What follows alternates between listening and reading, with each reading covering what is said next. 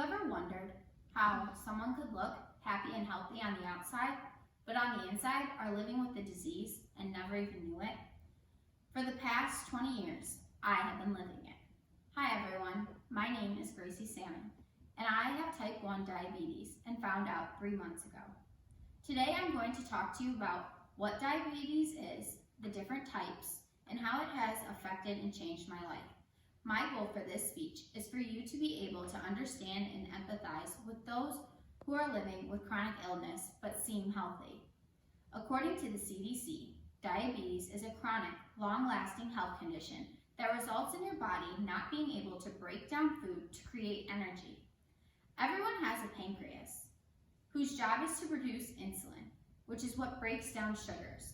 When someone is diabetic, their bodies produce little to no insulin, causing sugars to stay in the bloodstream. Sugars staying in the bloodstream and that are never broken down cause your body to have a high A1C level and can lead to more health problems. Some signs of high and low blood sugars are extreme thirst, frequent urination, weight gain and weight loss, loss of vision, fruity breath, excessive sweatiness or dryness, confusion, and tiredness, according to E. Gregory Thompson, MD, from the HealthWise staff. The thing about diabetes is it can be preventable for some, but for others, it's genetic. They had no control in how or why they developed diabetes. According to the CDC, 34.2 million people live with diabetes, and 1 in 5 people are living with it and don't even know. Diabetes has 2 main forms, and then another that can be developed during pregnancy.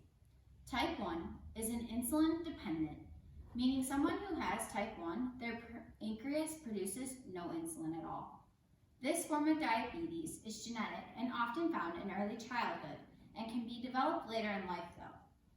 Type 2 is the most common form of diabetes according to the American Diabetes Association. When someone has type 2, their pancreas produces insulin, but it is not used properly. Most of the time, people can manage this by watching what they eat, exercising, and does not always require insulin shots. Gestational diabetes is seen in women who are pregnant but did not have diabetes before. According to the CDC, this type of diabetes forms in the middle of a pregnancy. It's usually managed by eating healthy and exercising regularly, but occasionally may require insulin. Gestational diabetes often goes away after the pregnancy is over, but the mother could potentially develop type 2 later in life. Developing type 1 diabetes has changed my entire life, from what I eat and drink to how it's affected my body. I have to give myself 2 types of insulin.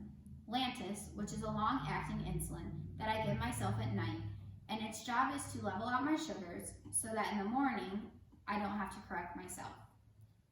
The second insulin I take is called Novolog, which is a short-acting insulin that I take with every meal I have. So for every 15 grams of carbs, I take 1 unit of insulin. I began having to check my sugars before I eat and 2 hours after I eat. I've now been forced to eat 3 meals a day with 2 or 3 snacks throughout the day. This may seem normal to some, but for me, it was a lot. I've chosen to give myself shots, but other ways to monitor your sugar levels and take insulin is by having a pump that sends insulin through the body according to the level of your sugar reading that it takes. These are often used in young children and people who have a hard time remembering to give themselves insulin or check their sugars. Diabetes can affect anyone, and even someone who's considered healthy their whole lives, like me. Food for thought. Have you ever been close to someone who has had diabetes? If so, I want you to think about the ways in which it may or may not have affected you.